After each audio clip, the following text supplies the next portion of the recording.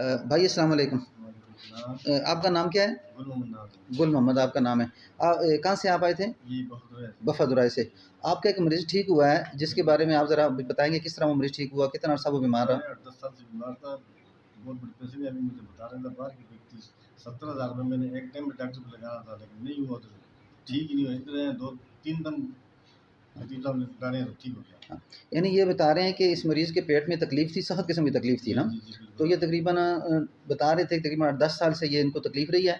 लेकिन अल्हम्दुलिल्लाह यानी कि 3 दफ़ा इन्होंने ये दम डलवाया है और उसके बाद 3 दवाइयाँ इस्तेमाल की हैं ना, एक शहद, एक ज़ैतून और कलवंजी ना, ये जी, 3 को इनको मिक्स करके तो इस्तेमाल करना था। अल्हम्दुलिल्लाह जैसे ही पहले दम के साथ ये आए हैं तो अल्हम्दुलिल्लाह दूसरे दम में इनको तकलीफ़ कम थी।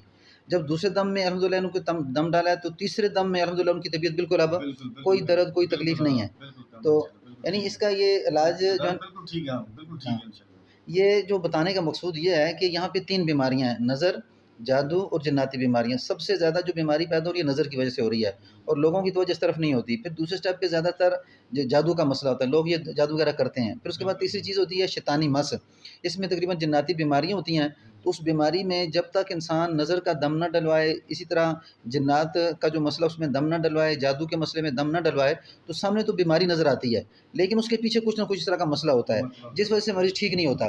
तो फिर वो डॉक्टरी इलाज करके थक जाता है, पैसे भी लगा लेता है। लेकिन अल्हम्दुलिल्लाह यहाँ पे जो तरतीब है, 3 दफ़ा दम डाला जाता है, फिर उसके बाद मरीज़ को वक़्त दिया जाता है, यानी द 20 दिन, 25 दिन।